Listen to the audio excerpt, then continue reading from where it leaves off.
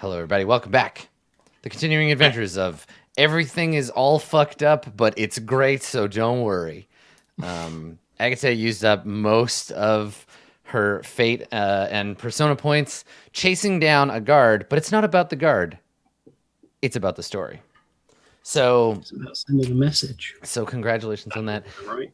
It's about sending a message. Joy. It's about winning. Distracted elf. I actually am asking you this as a player. Would you like to figure out where Joy went now, or would you prefer we do the pending Duel of Wits with Miro and Alessandra, and then do a slight time lapse? What do you feel more comfortable with? I will defer to your choice on this. Doesn't matter to me either way. Like I can do now or whatever. That's I imagine so unhelpful. No, I'm just about to clarify, you goddamn. All Fair. right. Fair. So what I imagine from Joy and what we're gonna get, regardless of a Yes. time lapse or not, is that she's going to find some communal boarding house somewhere. You know, a tavern of some kind, or a somewhere that like there's open fires and public space, basically. Okay, do you want to just find Joy some shelter first and like set her up a little bit, and then like I think that makes sense. I think like immediately like, this is essentially Agatha finding the tannery. This is like, where does our other scavenger end up? We don't necessarily have to do much role play around it. I just want to make sure that she's in a position where she's not going to freeze to death. Right, and then we'll jump back to Alessandra and Miro. Okay, that's cool. I like it. I dig it. All right, so Joy, you and your bardic companion Emilio, the hateful lutist, have an awkward slap fight, followed by some disappearing into the city. Yep. So where do you go? What do you do? So Joy is looking for buildings with lights, candles on, or anything in the windows, like the places that look like they're still running. Yeah, there's like inns and boarding houses, and you'll have to get away from the castle, because around the castle there's just like gardens and noble estates. Yeah, she goes into the city, like she probably crosses over that same plaza that we've just mentioned with like the cathedral bones and so forth. Here's the horrible rumors as they were. This is like basically the same. This is the same night. I do want to say that I'm trying to conceal my identity here. Okay, you want to disguise up before you take a minute. I want to disguise up because I'm fairly recognizable to anybody who's been to the castle. Okay. How? Let's get that scene first. How severe is your disguising? What are you like? You're not going to be able. You don't. Do you have a? Here's the question. You have a kit, right? Yes. There's a toolkit required for disguise. Is there? I don't know. That is my question. Let's find out. Let's figure out how disguises work. Because basically what you're doing here is you're not just disguising yourself in the temporary, you're creating a new person to be, right? I'm trying to just like, I don't want people's first impression of me to be the jester from the castle. Yeah, hey, there's that Stygian jester. Outside of the castle, that will be bad for me. So all right, here we go. So disguise tools, yes, expendable. So I think it's reasonable because you had some time to like scavenge your shit from the castle, so you have your disguise kit with you. So maybe the first thing you do is we see you like in an alley. You drop your bag, pull out your kit of makeup and your like alternate clothings. And alternate clothing wise, it's just like I've got a blanket and some like brown sackcloth peasant clothes, this kind of shit, and just like shed the larynx green that I've been wearing. Now, do you keep it? Do you like ball it up and stuff it in your bag? Okay, stuff it in my bag with a tabard with the larch tree on it. Okay, so disguising your gender is ob 1. Disguising your social class is depending. But what is Joy's social class? Disguising. So just taking off your. I guess the question here is like you're just trying to look like a peasant. Yeah, which I think. But I think I get worse ob for being like really recognizable. No. I think you're gonna be a Stygian no matter what. No one is gonna unless you want to go, because you can disguise man, like dwarf to man, orc to troll, orc to rodent, rodent to man, elf to man. Like there are obs for that, but you're still a human. So No, I don't think she's gonna try and hide necessarily the fact that she's a Stygian. She's been a slave Stygian plenty, you know.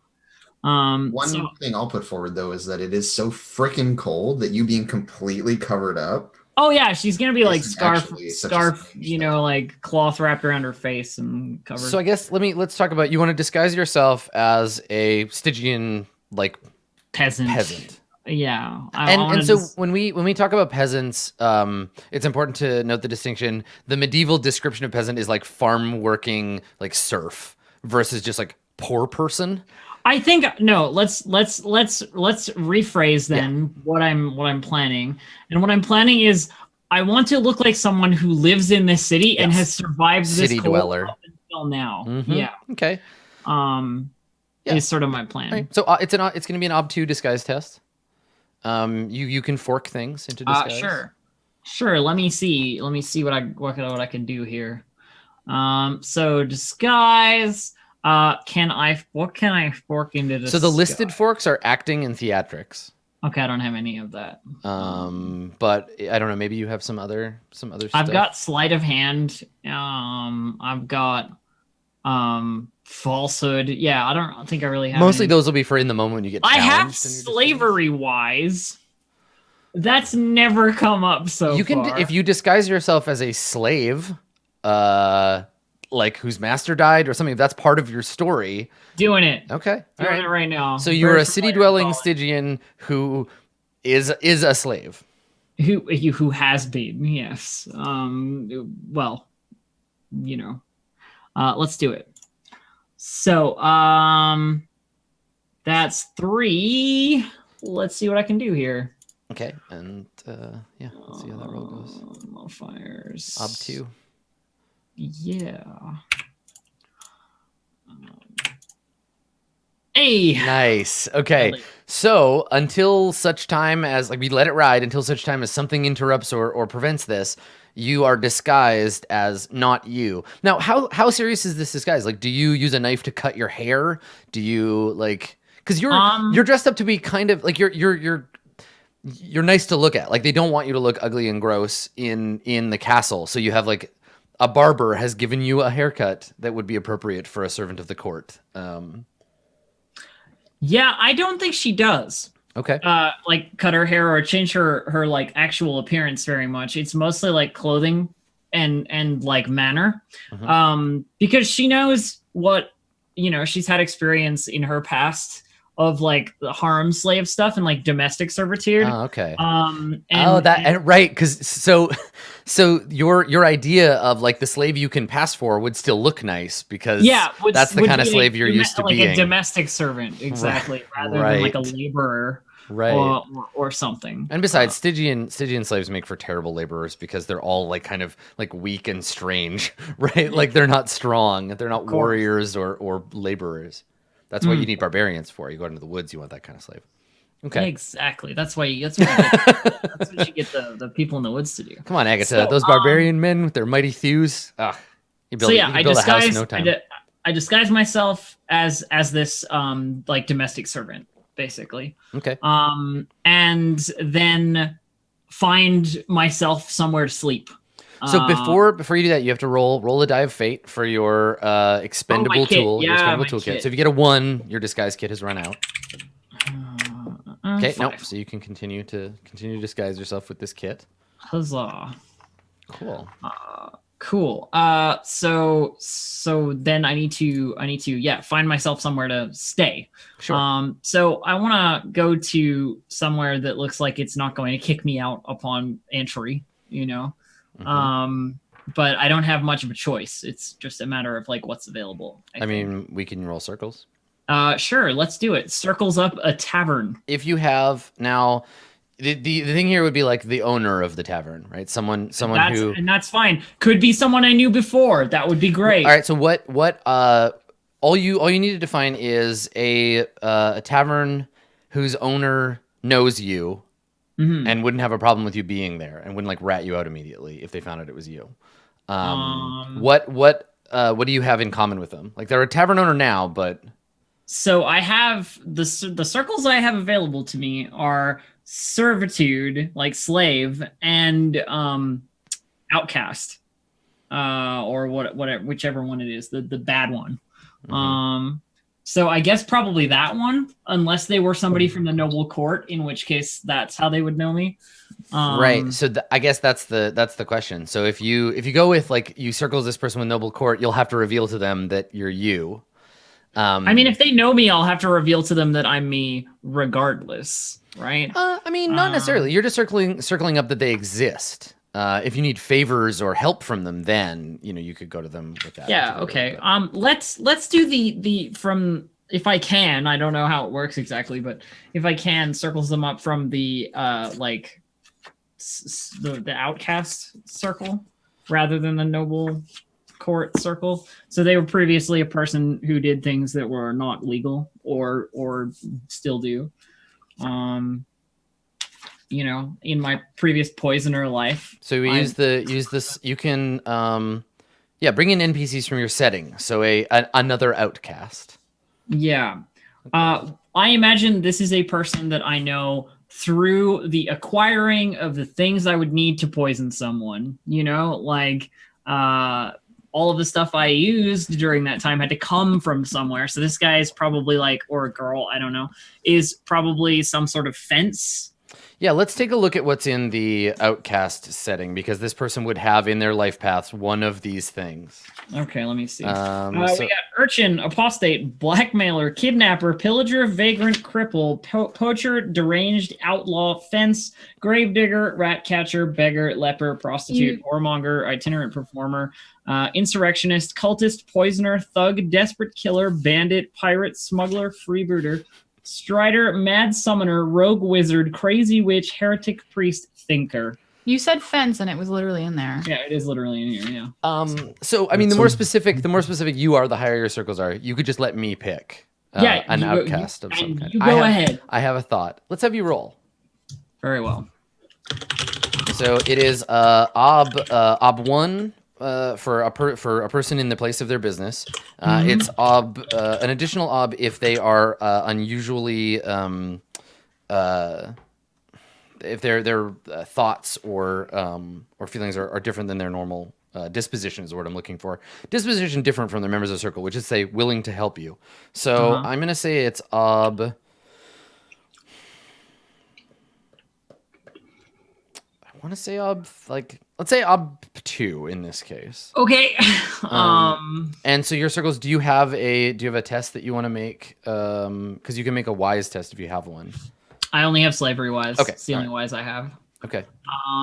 So circles, and then I'm gonna spend a persona on the circles. Oh, nice. Okay. Why not do so? Just log back into the game as I misclick my way out. And you said base ob 2? Yes. Cool.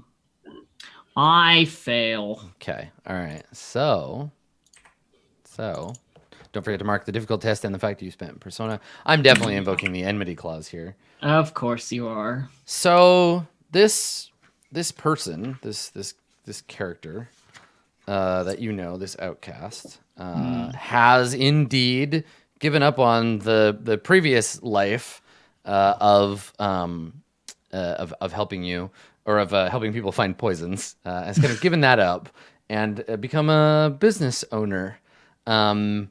And I think I'm not going to reveal to you the source of their enmity, but I have some ideas that are going to make this more complicated than I think. So let me see. So an outcast, an innkeeper who once dealt in dark circles. So this is not a good person, and they have not their life has not become better. No, they are not squeaky clean business owner. Yeah, still a bad seed. The inn is almost certainly a front for something else. Is it Emilio? No, it's not Emilio, chat. Oh my god, that would be so. You show up in the inn, you're like, what? God damn it, you shit. All right. That's like some ridiculous cartoon shit. Okay, so let's think of a name for this person. So are they? Do you think they're like from here? They're Like probably Carpathian if they like own a Carpathian shop front. Okay, so let's make it a woman. Mhm. And let's find a good name for her.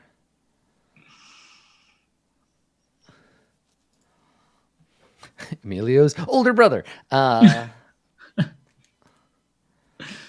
Yes. Good old older Emilio. They're both Emilio. named Emilio. Bro Emilio. It's Emilio's dad. Emilio Sr. Emilioda. Emilio. Oh my god, the first name on the list is Camellia. Let's name her Ekaterina. Katerina. Ekaterina. Ekaterina? Yeah, Ekaterina. Ekaterina the innkeep. And I need like a good name. What's a good name for her inn? Yes, we need tavern names. Go. Let's see, tavern name. The Pig and Whistle. No. The pig. Let's see. I think it's called.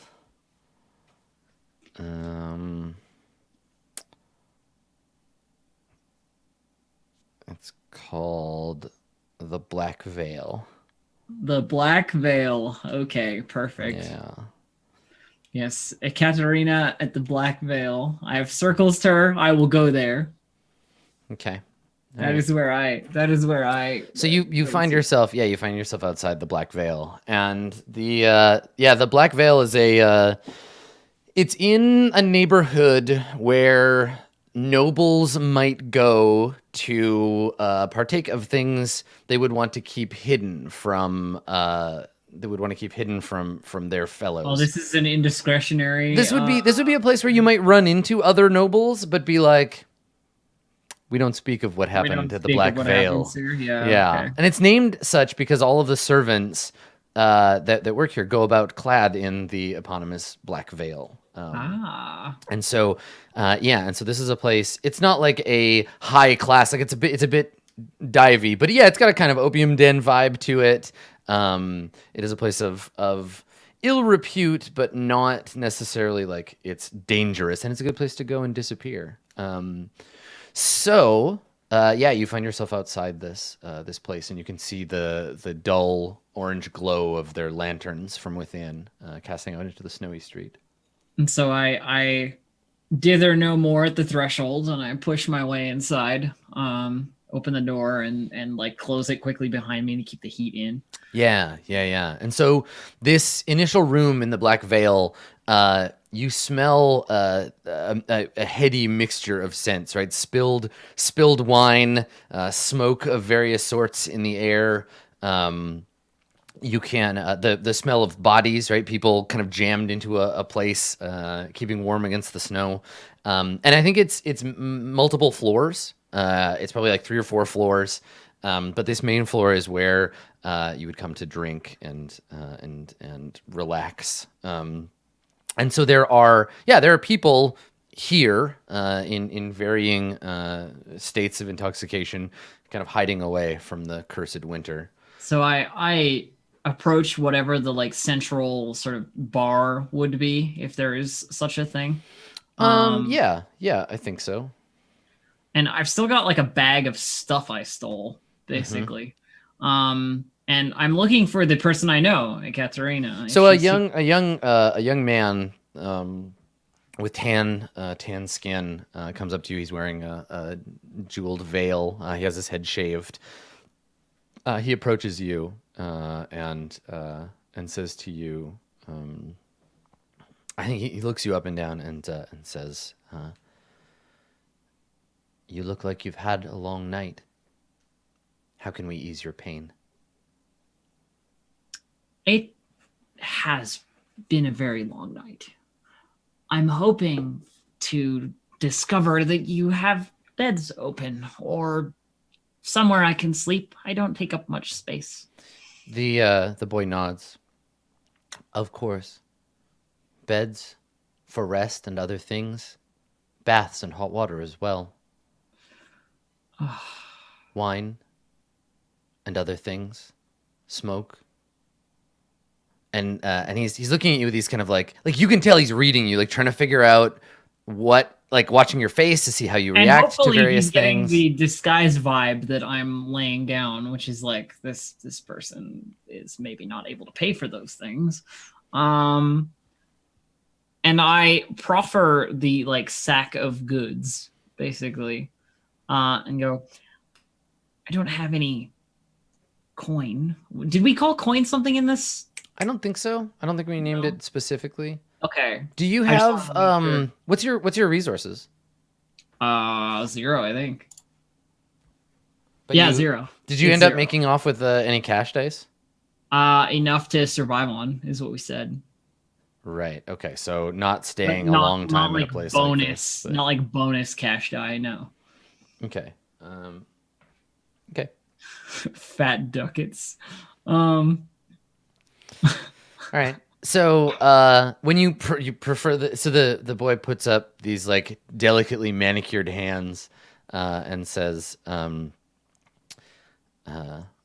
am here to serve, and shakes his head. And there's like these little opals that are hanging from the veil, and they kind of like click against each other when he moves his head. And he says, you will want to speak with Ekaterina if you have business to do. Shall I fetch her for you? I would like to speak to her. Yes, old friends. The boy raises an eyebrow just slightly and says, says nothing to that, and says, I will find her. Please wait here. And then goes off into the And I wait awkwardly and look around. Yeah, okay. Everybody else in here. You see, you catch a long look around the room, and there are like low tables and people sitting on pillows of worn satin. There is at the back there's a place, like a slightly raised stage, but no musician upon it. The place has sort of hushed conversation going on now. It's quite late at night, right? Like morning is coming, and most of these people who've been here all night are at the tail end of whatever they're up to. Yeah. I think you see a noble come down from upstairs, like come down the stairway that's off in the back, and he's like lacing up his doublet, and he's accompanied by 2 black veiled servants. And they're like he's smiling, and his hair is kind of out of place, and they're talking quietly as he comes downstairs. And then as you finish your pan around, you see Ekaterina. So when were you in the outcast setting last? 5 years ago. Okay, so you haven't seen or met with Ekaterina in 5 In years. quite some time. And for right now, once you're I was- disguised as someone else. Yeah. Once I was a denizen of the castle, I basically never left it until now. Mhm. So, but yeah, I'm disguised as someone else, as an unrecognizable Stygian, Okay. so to speak. So what do you think? What do you think Ekaterina looks like? Is she? So we talked about her being. She's Carpathian, right?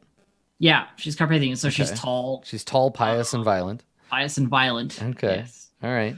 Um, So she has the countenance and coloration of Carpathians. I imagine her being like very lean, Mhm. like sort of beanpole-y if she's like tall. Mhm. But like I'm not good at describing people. It's okay. I think The rest so. of She you also help me with this. she has a weathered. She's like a 5 or maybe 6 life path character. Oh, yeah, She has a bit of a weathered look to her. She's definitely older than you. And she I think she has like an eye patch.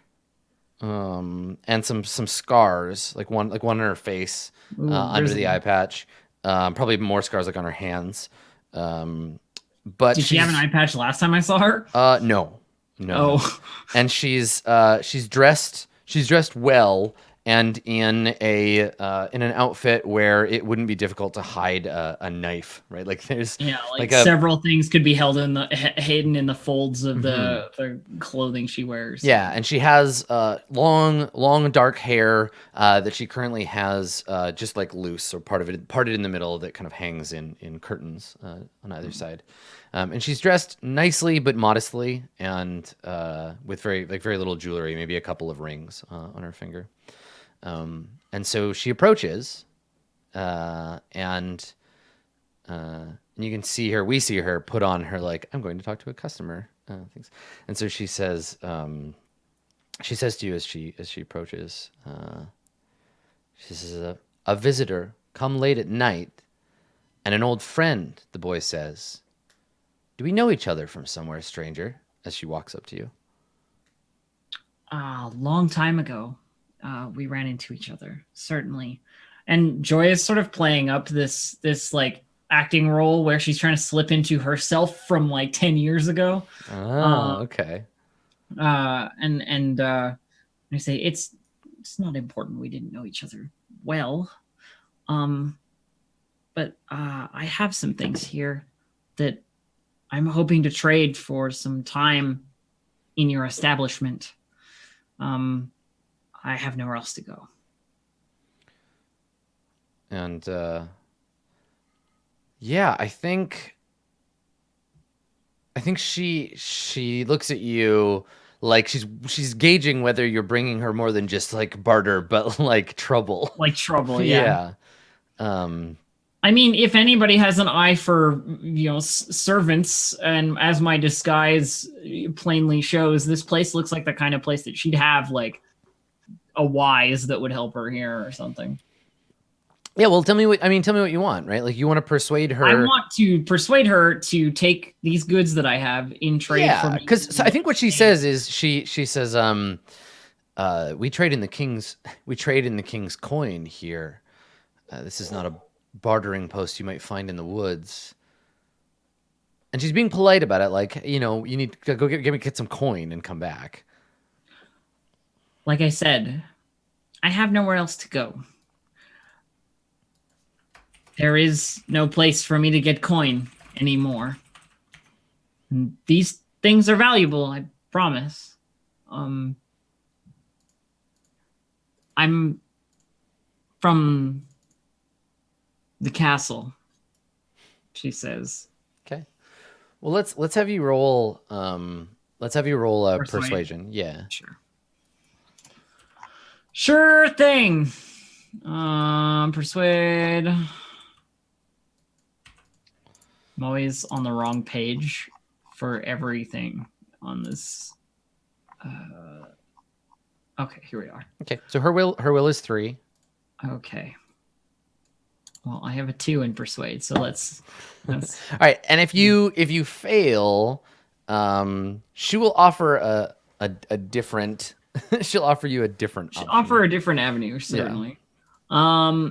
Can I fork in inconspicuous or falsehood? Falsehood, yes. Falsehood, yes. Yeah. Okay. All right. So we got 1. All right. Let's everybody cross your fingers for all successes. Yes. Yeah. There you go. I did it. Okay. Another difficult persuade test of which I don't need any more. Like by a long shot. So she gives you a look, and she says,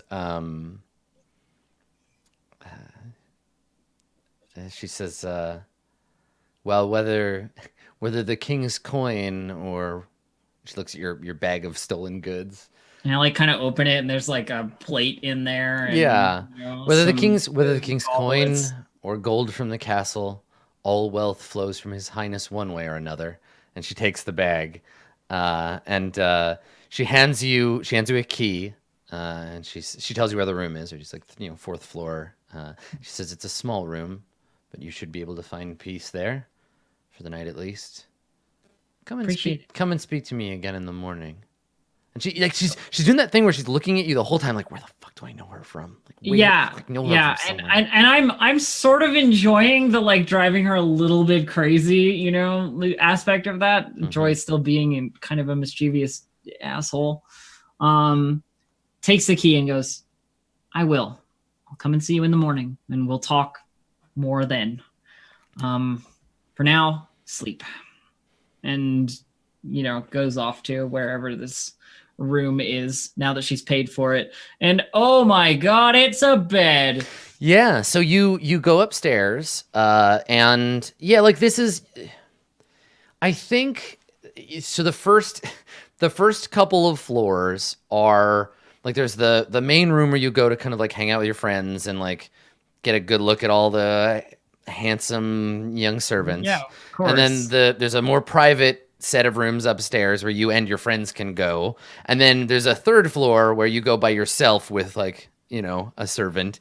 And then there's the fourth floor where a few guests stay, but mostly where the people that work here, like staff, where they stay. And so you cannot help but shake an old and deep-seated familiarity with this place. Yeah. There you see others who are you see staff, right? And they look at you like, wait, who are you? Are you new? Like, and they give this look like, wait, is this a new servant? Like, should we be interested or angry or like, are you a threat to us? I would like to, if I might, Adam, circles up a former slave companion in this place somewhere. Totally, like someone who was a slave with you at some point. Yeah. All right. So when did you stop being a slave? 10 years ago. All right. Because I guess poisoner. I wasn't a slave when I was a poisoner, but I would have been a slave while I was a poisoner, just not okay, like officially as according to the book. And is this person a slave now? Well, they're working here, so whatever that means. I mean, there's a mix, right? So, well, I guess, did we talk about this before? Legally and officially, is slavery a thing in Carpathia? I forgot if we... It is, yeah. We agreed that it was legal. legal. That's right. It's just rare because part of the compact with the people of the woods was like giving up the slaves of the woods, right? For the most part. There's lots of indentured servants that live in the castle that are from the woods, but this would not be that. This would be someone who was a slave taken a long time ago. They've been a slave maybe their whole life. Yeah. Okay, cool. Do you have a preference for their ethnicity? Would you like this person to be a Stygian? It does not matter. You don't have a preference?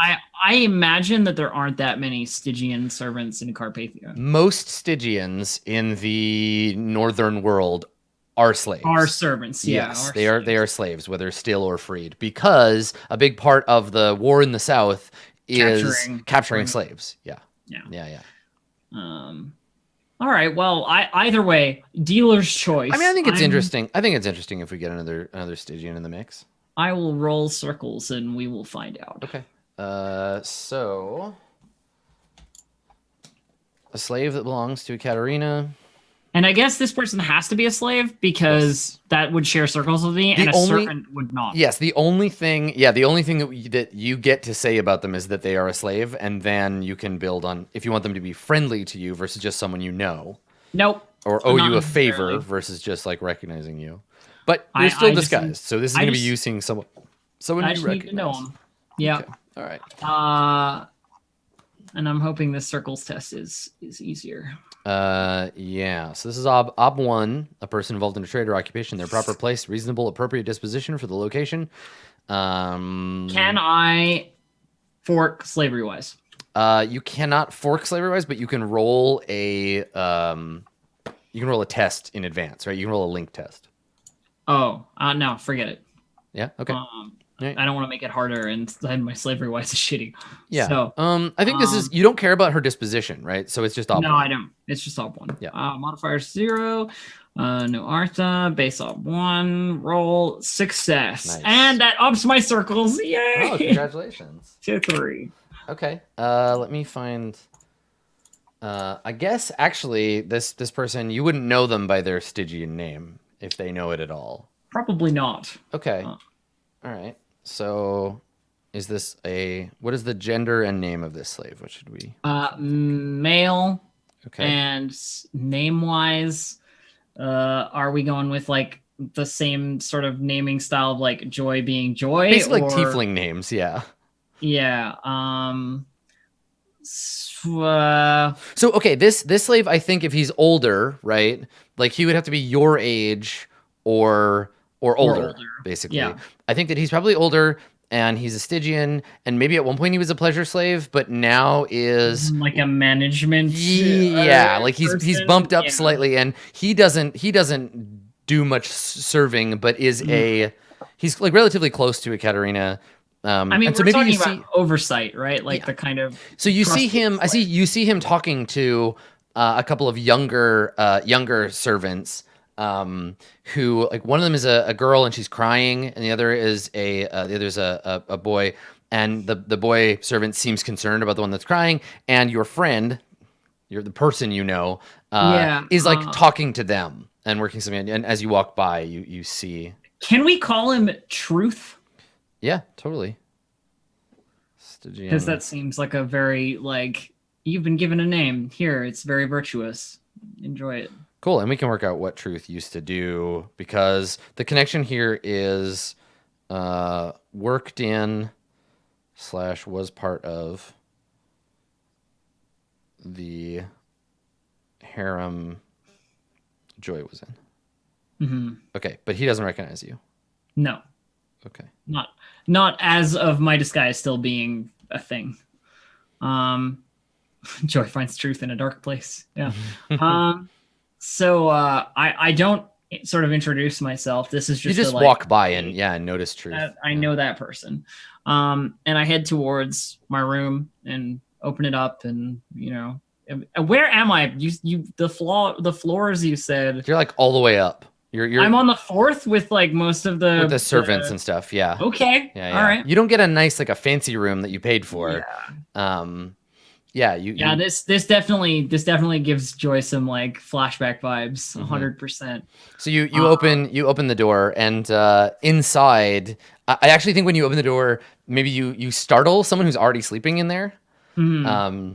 So there are a couple of beds. It's a small room. There are beds on 2 of the walls and very little other furniture, if any at all. And when you open the door, someone you wake someone, and in a groggy voice you hear her say, "Shut the door." Sorry. Like pull the door closed behind me and like shuffle into the room. Okay. Is this person like on the top or bottom of the? There's just 2 beds. It's not like a bunk bed. So beds. they're so the way that they don't look at you. They've just got she's got her back to you. She just like heard you open the door. I just crawl into the other bed. Like it's a bed. I haven't. What do you do with your stuff? Underneath the bed. Okay. But like up near my head, sort of thing, like under. Okay. Sounds good. All right. There you go. Cool. Settled in. All right. So ready for a time skip whenever you need. Yeah. one. So we'll see if you stay here or if you have to find somewhere else to go. All right. So let's use the rest of this bit before we take another break to work out the details of the pending Duel of Wits. Do we still want to do it?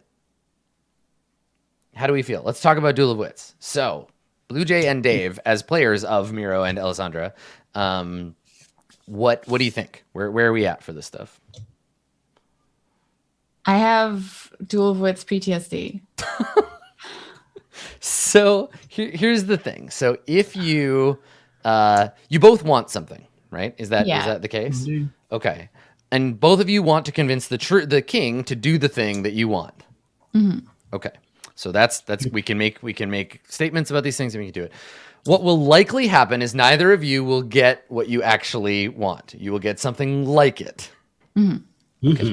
All right. So we're all on board for this. We feel we've consented to this Duel of Wits, because the other alternative is to give up, to let the other person have the thing that they want and come at it from another angle.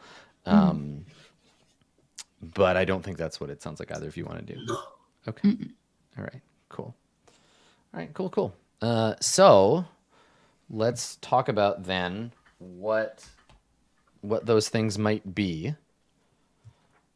for this duel of wits. So, Miro, Yes.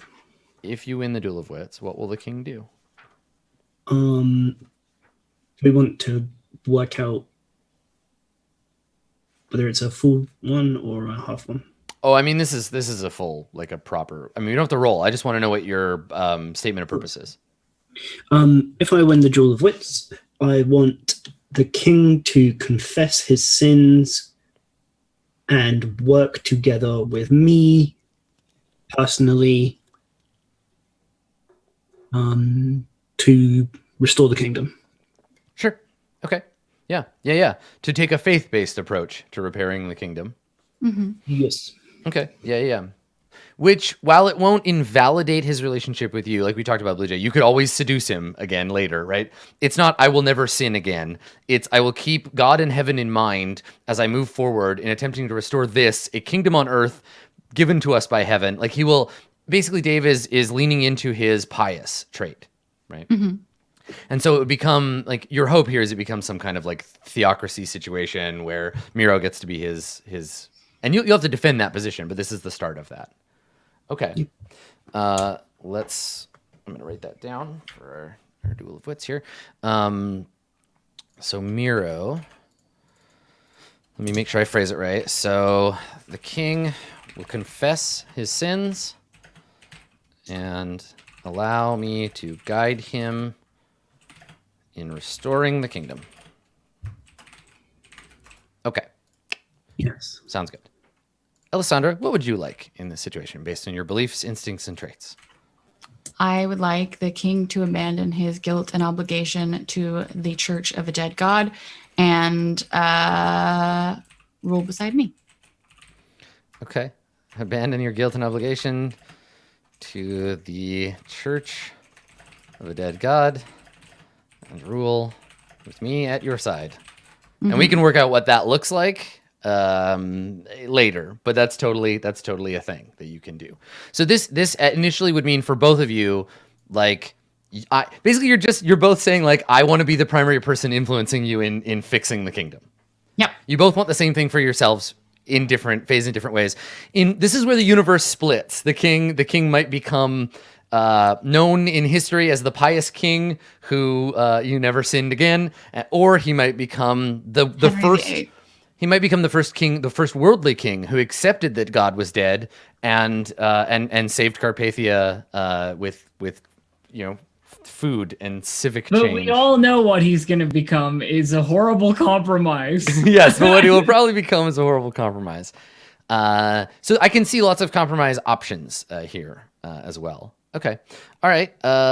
So what's great here is that you don't have to agree to do anything each other. You're not affecting each other. You're affecting me. So I agree. I agree to the terms. The king will do a thing based on who wins. Cool. Do either of you wish to walk away from this challenge, knowing that this is a thing that's on the table? Bring it on. No. Okay. All right. So rather than shed blood and break bones, we undermine points and damage egos in the duel of wits. Your body of argument represents the strength of your position at the start of the debate. So each player will test their skill, adding any successes in the skill to your will exponent. Do we think, and I guess this is on me, but I'd like to ask particularly Joy and Agatha, so Elf and Andrew, I would like to ask you as my assistants in this regard, do we judge this debate to be very important and deserving of lengthy discussion? And if so, should we simply add the will and skill exponents together?